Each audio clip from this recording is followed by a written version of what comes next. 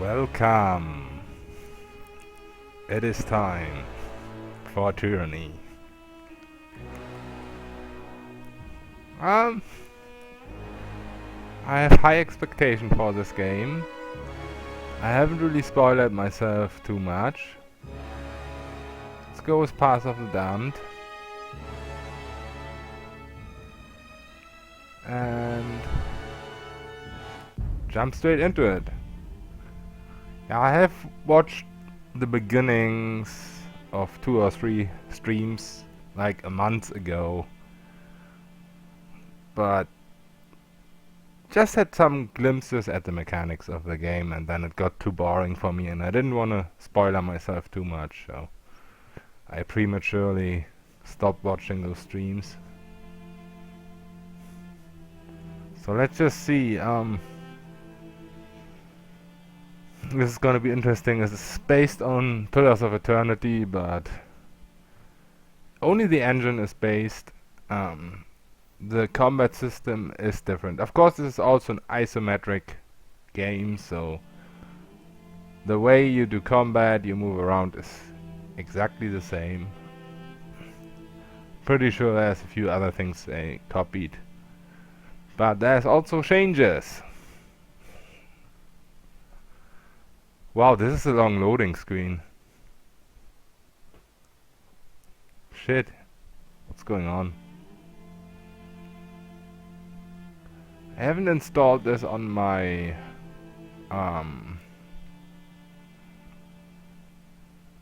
what do you call it? On my faster drive, or my faster hard drive. I just can't remember the name right now. Okay, there we go. It starts. For over 400 years, the armies of Kairos the Overlord have swept across the known world. All who stood against them fell before their might. Even the Archons, women and men of immense power, were forced to kneel, chained to the Overlord's will. Now Kairos' final conquest has come to our corner of the world, and 2 of the Overlord's armies compete for the honor of taking our lands. The elite disfavored, and the teeming horde of the Scarlet Chorus. Alright. The voices of Nerat, spy master and Archon of secrets, guides the fierce and undisciplined masses of the Scarlet Chorus. With each battle, the Scarlet Chorus grows stronger, as the defeated are given a simple choice: serve or die. Makes sense. Graven Ash, Archon of War and the Overlord's most loyal general, leads the disfavored. Though small in number, Kairos' ironclad legion has never met true defeat in open battle. Watching over the 2 generals is Tunon, the Adjudicator, Archon of Justice, eldest of Kairos' minions. Tunon brings Kairos' laws to newly conquered lands, aided by the Fatebinders, judges and executioners of the Overlord's laws. You were among the youngest of the court of Fatebinders when Kairos' armies came to our lands. How could we have known that the fate of thousands would rest in your hands? Alright.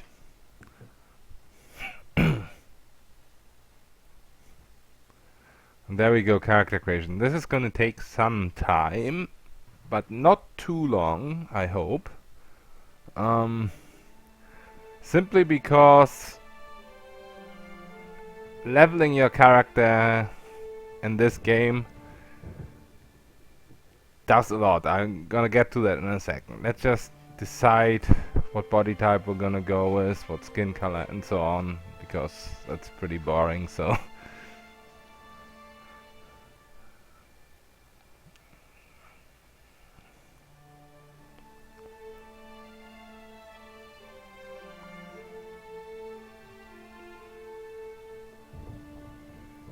let's go with this guy. He looks pretty badass. Is there anything interesting here? I don't think anything here has anything to do with our character as in terms of playing.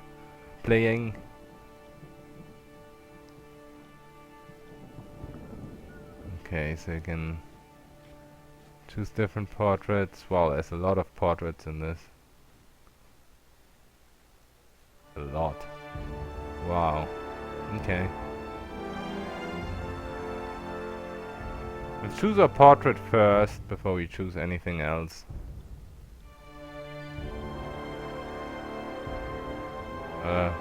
Thank you.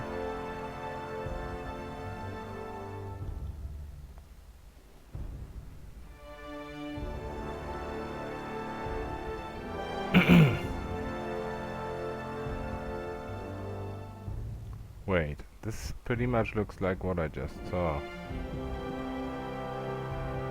Oh. Okay.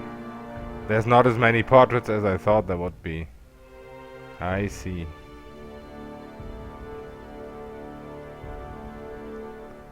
I misjudged that. This is all chicks now? Oh wow. That's not a lot of portraits then. Damn. Let's go with this guy.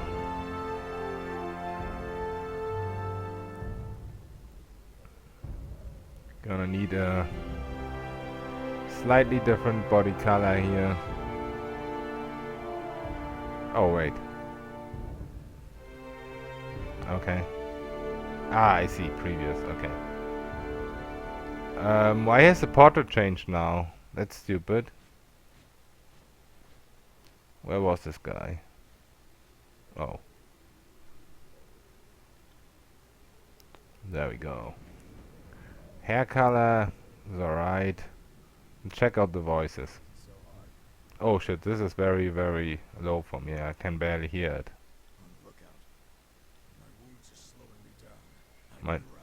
Might have to change that in game. Wow, why is that so low? What the fuck? Oh, there's only 3 voices. Okay. This will be fun. Okay, let's go with a noble one. History. This might be more important.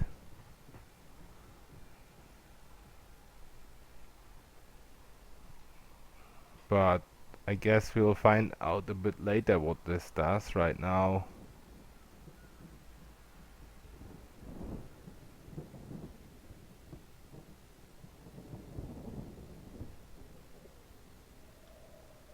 I don't really see what this does, but we're probably gonna be able to go back to this. Let's go with War Mage. Few have the combination of wits and courage to be accomplished casters and warriors, and those cursed with such a combination of talents are invariably pulled from their mundane lives and assigned to the armies of the Archons. Your earliest memories are painful slog of training, study, lecture, and exhaustion. All the elements of being grounded for what's that word? Groomed for battle. You knew better than to ask what became of your family, nor to question the missives allegedly penned by their hand that were part of your earliest lessons in reading. When you reached adulthood, Tunon the Adjudicator came to the barracks and laid claim to your life. Seeing you as too valuable for the crucible of battle, the Archon of Justice deemed your life better spent dedicated to the art of punitive legal remedies. Though you had much to learn in matters of civil discourse, none could deny your bright future as Tunon's next great enforcer. Give me a second.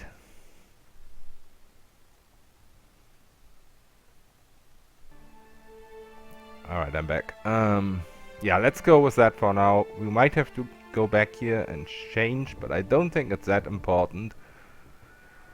Alright, and we can change 2 styles here, so that's where it already starts, where you can see it's not important to right away choose what you want to go with, and that's one of the reasons why I want to play this completely blind. as I said, apart from having seen like the first 10 minutes of 3 or 4 streams a month ago, I haven't really spoiled myself with anything. I don't know what people at this point, if there's already posts on the internet where people consider something broken or whatever. I don't know about that, and I'm not gonna spoil myself with it anytime soon. I'm just gonna jump into it, so I'm gonna go with Sword and Shield.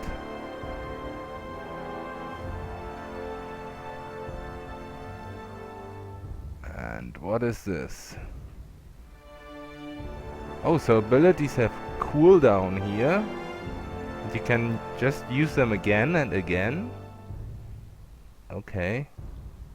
What does Sundead mean? Oh, I can't right click that? Shit. Right click for details. Oh, okay. There we go. Okay, reduced armor. That sounds good. Let's see. The shield dash gives them dazed. Is any of these AoE? No, this is full target. And this is full target.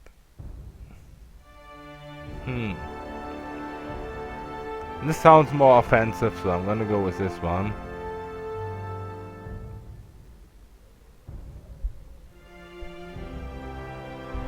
Wait, did I choose Sundead? Yeah, I think I did. Right? Right? Yes. Okay. There we go. Slightly hard to see that I used Sundead. I can't really see that anywhere right now, but I would imagine this blue circle around. Okay, so on this second I'm gonna go with something magic. Let's just see, vigor spells. You can go with Titan's Touch. So this is healing over time. That already sounds pretty good. Or is it?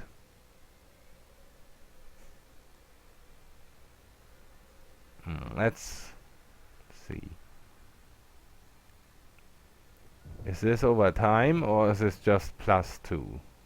Because this doesn't look like healing. I think this is an attribute you get. Yeah, it's an attribute. Okay. So this is a buff.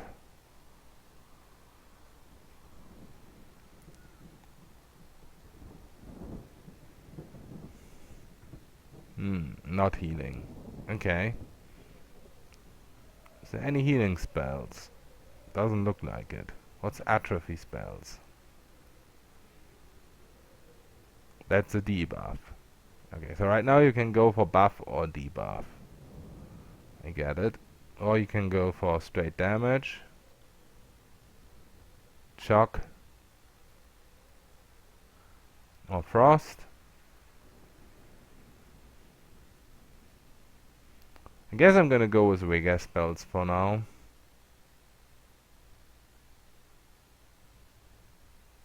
You can always change that later.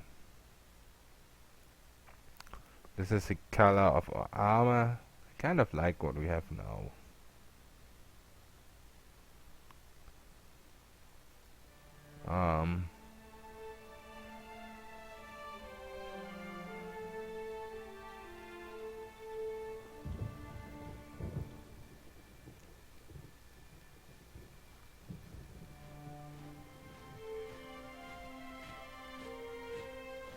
This looks pretty cool.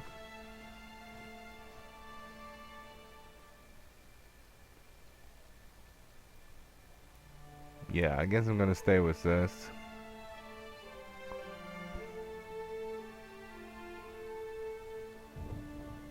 Let's go like that. He looks like a sissy now.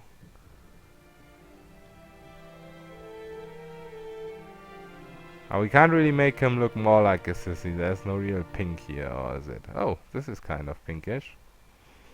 Let's go with that.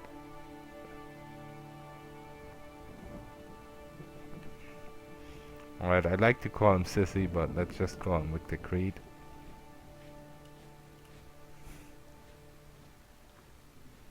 Alright, so now we can go with Might, Finesse, Quickness, Vitality, Wits, and Resolve.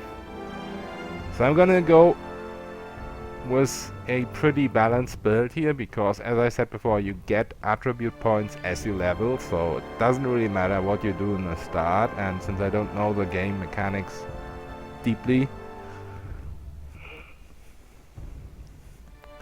So this is attack and ability strength, that seems pretty good. Before we do anything, let's just put 1 point into each. So now we can decide where we put 2 points. So this is accuracy, this sounds pretty good. So we get 3 accuracy each, huh? And this is ability and spell cooldown, that's pretty good too. Health and will defense. Spell strength. Okay, so spell strength and attack strength is different. Okay. And affliction duration, that sounds pretty good too. Endurance, will, and magic defense. So for now I'm gonna put 1 into quickness and 1 into finesse. That sounds most useful for me right now.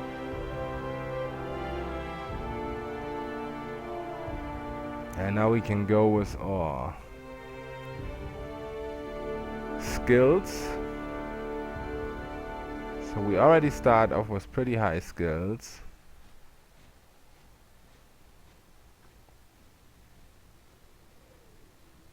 So you get quickness here. No, this is also buffed by quickness. Okay, I see. All these are buffed by quickness. This one is by finesse.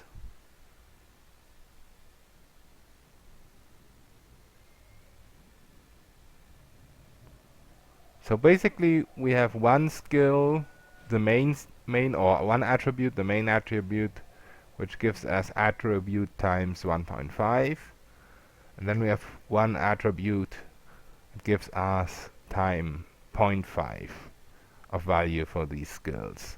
And I guess the same is true for this. This is really awesome. This is much better than I expected this to be. This is real math involved. Many people said, and I kind of agreed with them, that this is pretty dull and pretty dumb and pretty Skyrim-ish, but now that I see this before me, this reminds me of a game I played for a long time. It was a text-only browser game. Would you believe that? I played that for many years, and it worked quite similar. You had one attribute times 2 and one attribute times 1, which got added to your rolls of your weapons and of your dodges and all that. And this is pretty much the same, but just times 1.5 times 0.5. I like this. I like this a lot.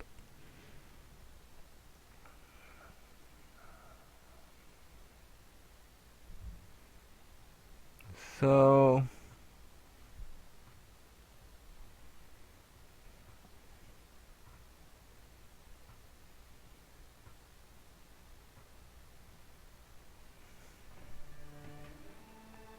where do we put our points? What does dual wield do? Accuracy. Alright.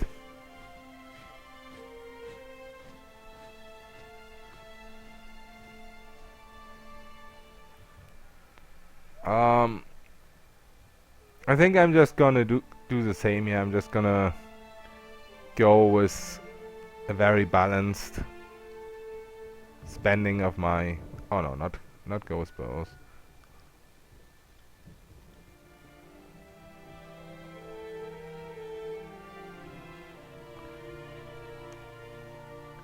So right now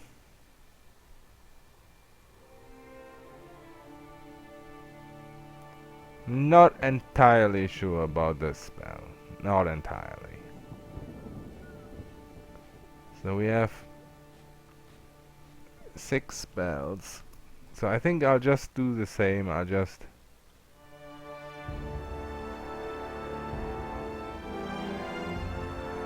distribute it as balanced as possible. It's probably dumb. And now I'm gonna put the last 2 points into this each. Let's just see. So right now we have a 30. So this doesn't really change our end roll right now. So we would need... No, still.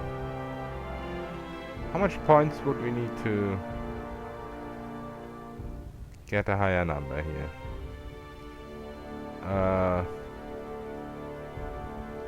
Not quite sure. I guess the 30 is just the base value we started with, right? Ah, I see. So that means each point of this just gives us +1. Okay. Gotcha. I think I understand now. So we had 4 in each. And I took some out here, I think. Let's just see.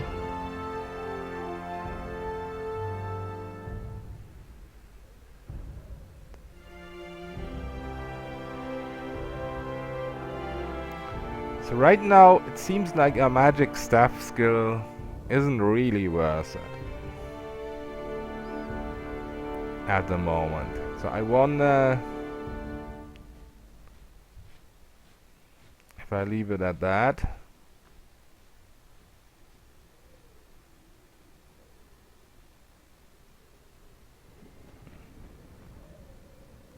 I wonder if athletics is actually good for anything in this game.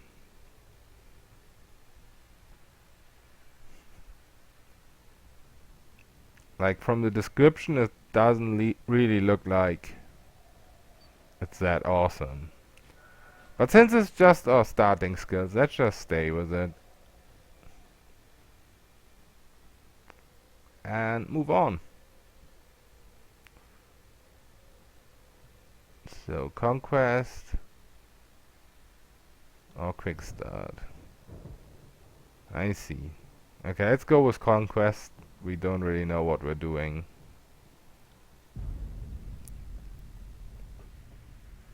All the world has fallen to Kairos. And now the Overlord's eye is on the Tears, our home. The last corner of the world free of Kairos' reign.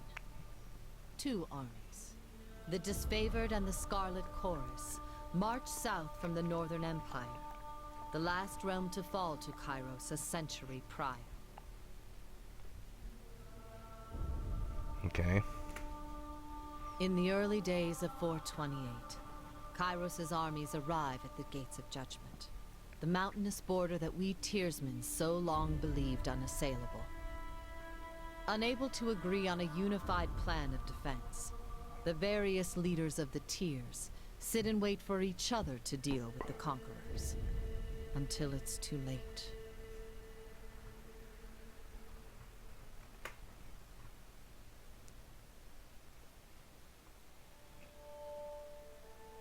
Okay, during the Conquest, you will decide your character's action during Kairos' invasion of the Tears, shaping the world through which you will adventure over the course of the game. Each choice you make affects your character and how major factions of the Tears respond to you. Your decisions matter, choose wisely.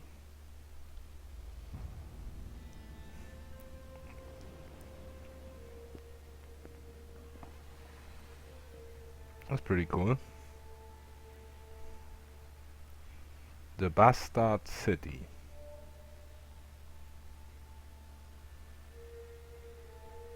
Okay, I probably should read this. The Bastard City stood on the northern border between Kairos Empire and the Tears.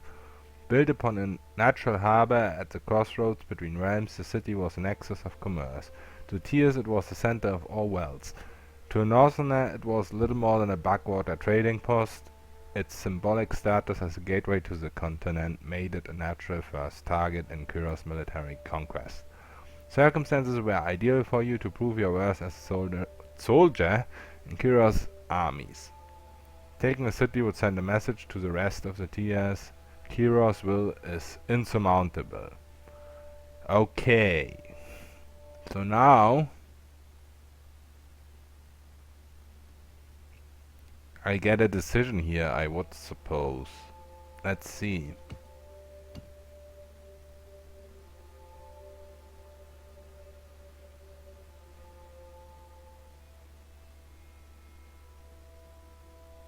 So I can either infiltrate the TS or go to the gates of judgment. So I would suppose the best thing to do is infiltrate. History would remember the Gates of Judgment as the first battle of the Conquest, but the real combat unfolded with advanced units of both armies preparing for the coming war. The Disfavored and Scarlet Coros each had a plan to infiltrate. Okay, so now I get the choice who I wanna join. So I think I'm gonna go with the Disfavored.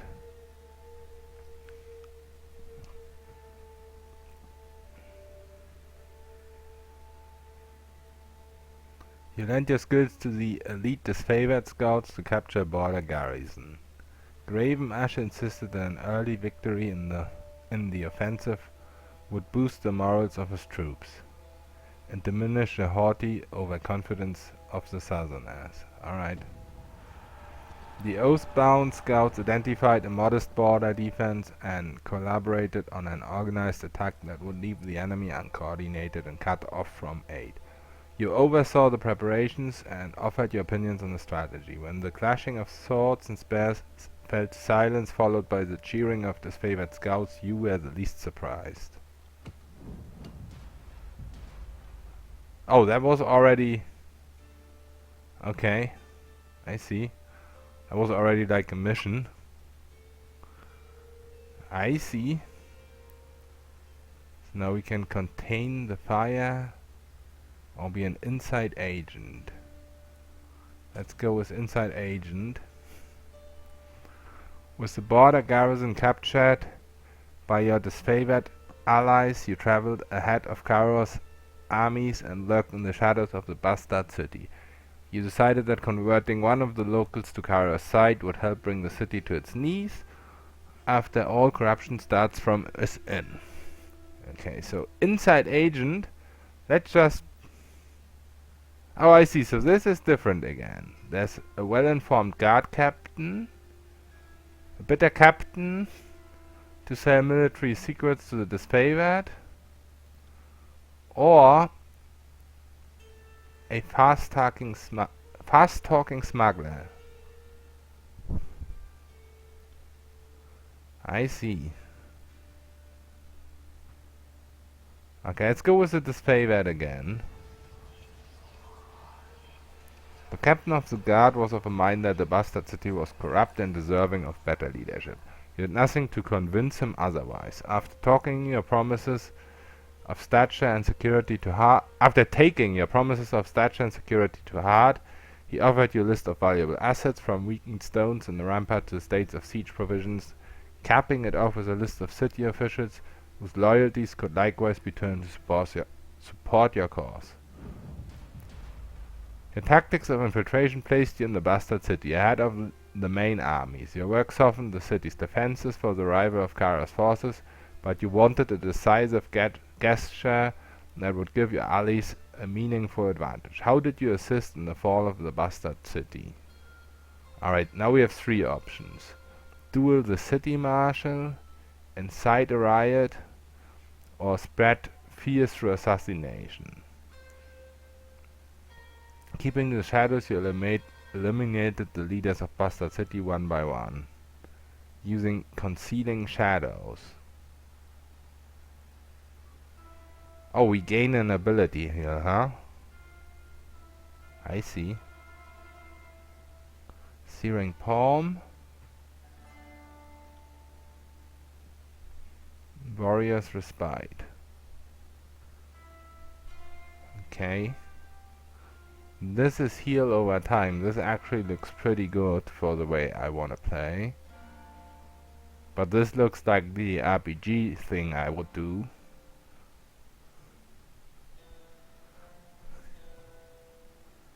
So for 12 seconds you become invulnerable, but you can't attack either.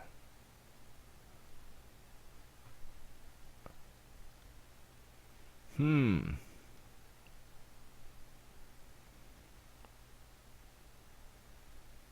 gonna go with this one. Challenge commander of the Bastard City's defense to an honorable fight to the death. The city marshal was an old but experienced fighter, and his value to the guard was an accepted truce. After making guarantees for your protection, you met him in the square of the market district and fought in the view of tens of onlookers. Battle drew on longer than you thought possible. Good fortune struck when an ornamental chain hanging from the marshal's armor snagged the quillion of his sword, granting you the opportunity to end his life swiftly. Kiro's forces celebrated your return to the camp, and the dissolution of enemy morale. All agreed that the bastard city was poised to crumble.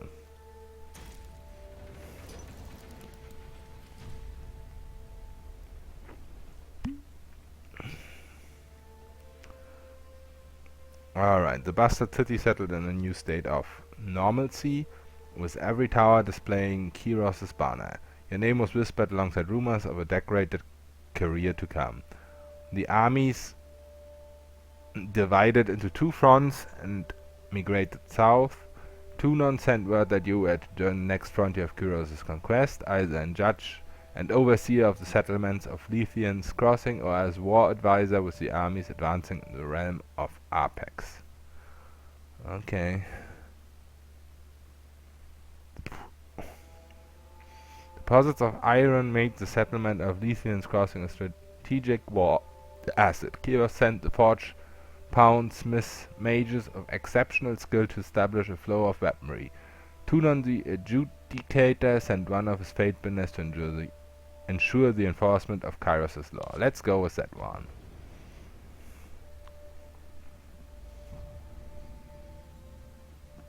So now we're in year 2.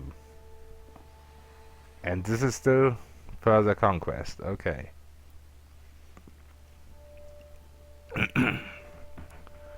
Years ago, Lethean the Bold founded a small merchant town at the intersection of ancient old worlds. A pact between the settlers and a mercenary company meant that caravans were able to travel without fear of bandits or bane, and the town thrived in modest insignificance. Wow, these words. $5 words.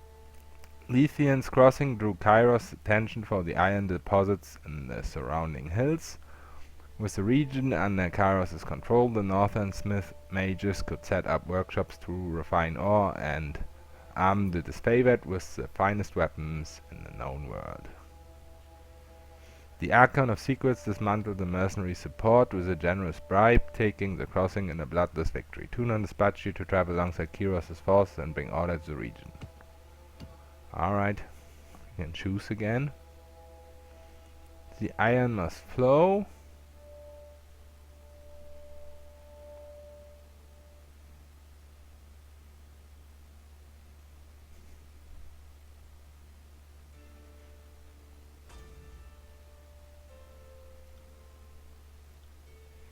Okay.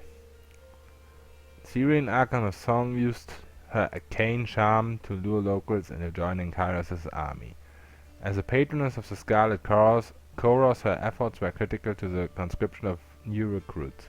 When an enthralled, disfavored soldier joined her cult, his company feared that the Archon was growing out of control and needed to be stopped. Alright, so the disfavored demanded that the Archon of Song cease her recruitment practices and that they be allowed to violently subdue her cult of followers. The loss of soldiers was a significant setback to the Scarlet Chorus conscription efforts. Or, in Scarlet Chorus tradition, you send the latest batch of cultists to the front lines of the Apex campaign.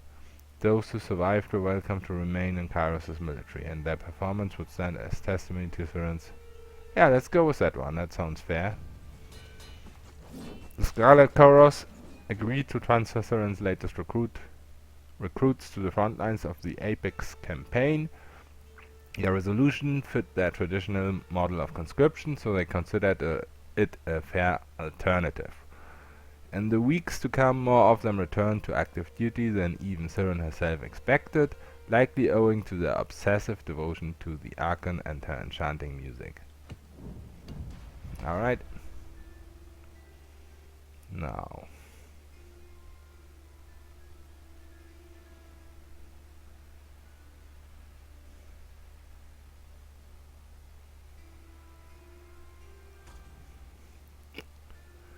One of Kairos' Smith mages swore allegiance to the Scarlet Chorus. Jealousy hoarding the secret of iron forging, the disfavored demanded the Smith's immediate return. The Scarlet Chorus insisted that they were within their rights to take allegiance from any source. Tempers flared and the forgers cooled as arguments stalled productivity. So either we can return him in chains,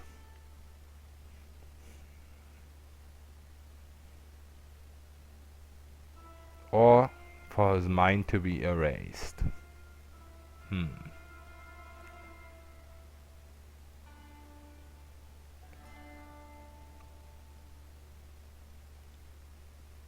Tough choice.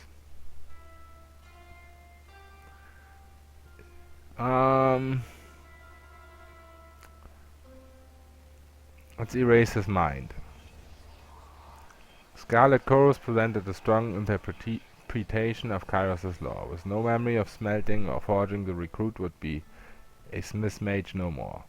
You are enlisted from among the more deviant arcane practitioners to destroy their new colleague's mind. They assaulted the recruit with a combination of spells typically reserved for torture and interrogation, stripping away his sense of self until nothing remained but an obedient servant, ready to serve Kairos on the field of battle. Tragedy struck when a mercenary hired by the voices of Nerat injured a forge-bound artisan, leaving him unable to practice his craft. Tunon ordered the mercenaries to leave the city in the hands of Kairos' more responsible servants. Only a token garrison could be left behind while the armies returned to the front. As the disfavored and Scarlet Chorus showed increasing tension and hostility towards each other, Tunon decreed at best that only one force control the crossing. Who will control the crossing? Disfavored or Scarlet Chorus? Let's go with disfavored. The disfavored placed a modest garrison in the settlement of Lycian's Crossing. Though the force was larger than might be needed to police the small settlement, protecting the forge-bound ironsmiths became the true agenda of the defense force, as these magical craftsmen kept the disfavored invasion force suited in iron. Relieved at the departure of the Scarlet Chorus, the citizens of Lycian's Crossing felt they got the least of two burdens. You received word from Graven Asher thanking you for your decision. The forge-bound and their weaponry could not be entrusted to the voices of Nerat. Alright, I don't know if we gained any ability here. I didn't really see it. But now we get another choice.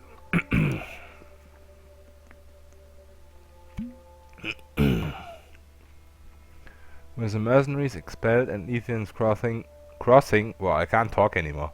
So much reading. I don't even know if I should read all of this. I don't know how long this will go on. Are there like 2 more full steps like the 2 we just had? I think I'm gonna stop reading this because, first of all, I'm not a native English speaker, so this is not that easy for me. But second of all, I'm just... it's a bit much. I just read this for myself and make my choices. You can read as well.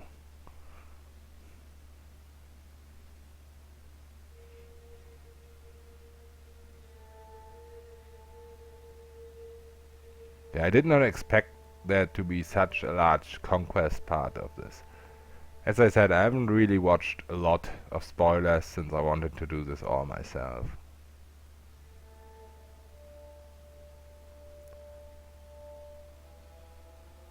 Stalwart? This is not the same Stalwart as in Pillars of Eternity, right?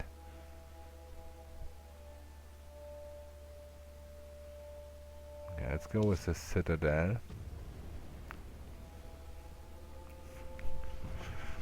Yeah, so there's 4 years of conquest, it seems like, and every time we have to make all these decisions, so that's quite a bit of reading.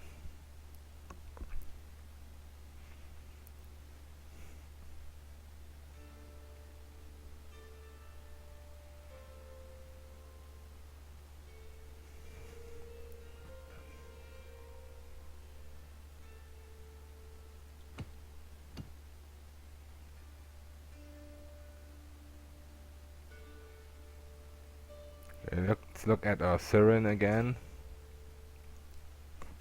We dealt with her before.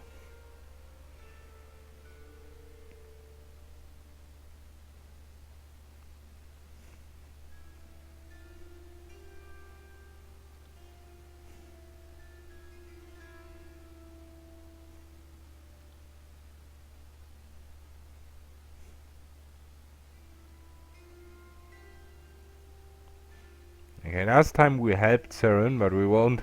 I don't want her to get too strong, so this time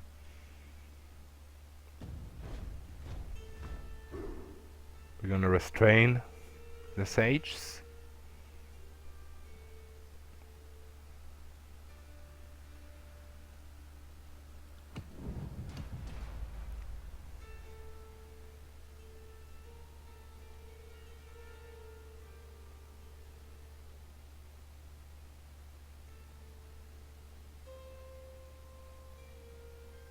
Okay, what's Siren doing now?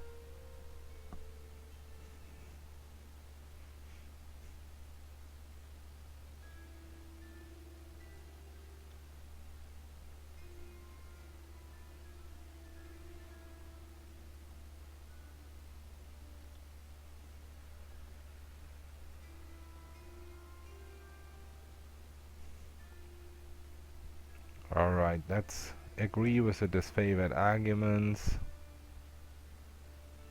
and end the practice for good.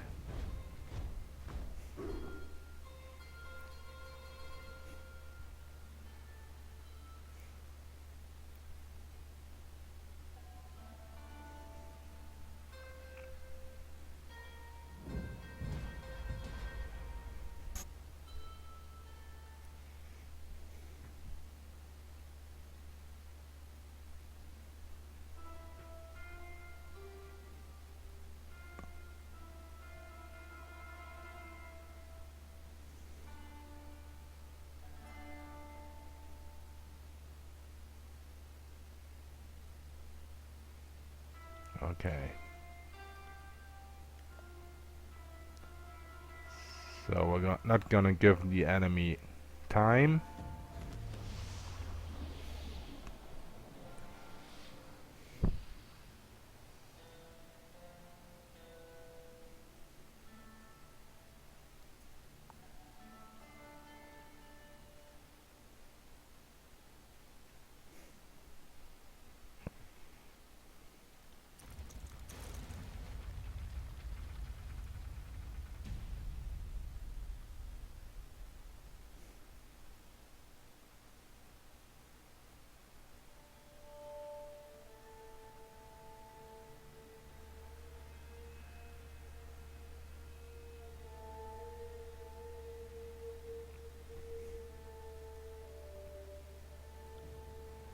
Alright, so we're gonna get to that last part here.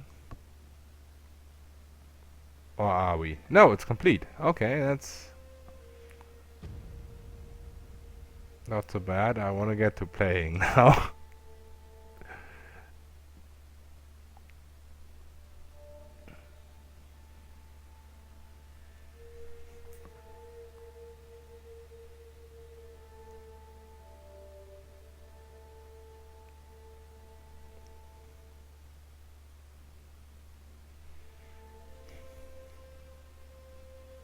The year is 431, and Kairos' invasion has shattered all major opposition in the tiers.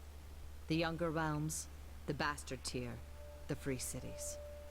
All who defied Kairos lay broken by battle, or bowed in surrender.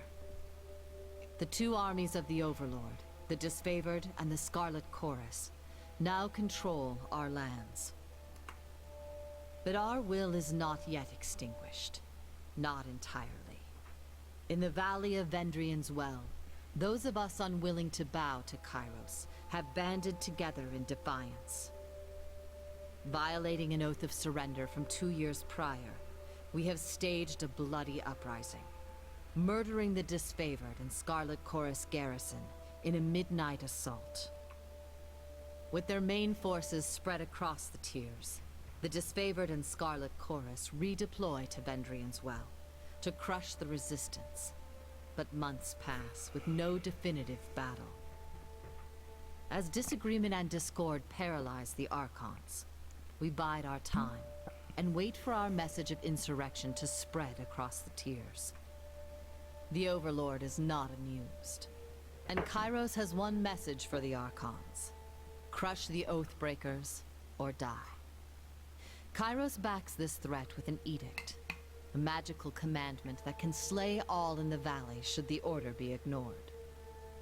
The honor of proclaiming this edict fell to you. Sent across the mountains to Vendrian's Well, you carry the Overlord's edict to read before the Archons.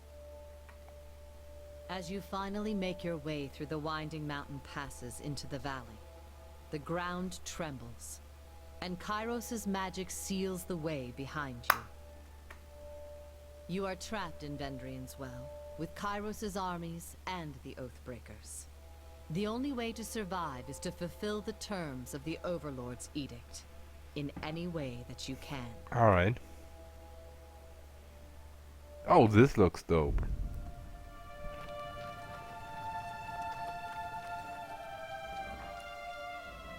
Alright, I'll be right back.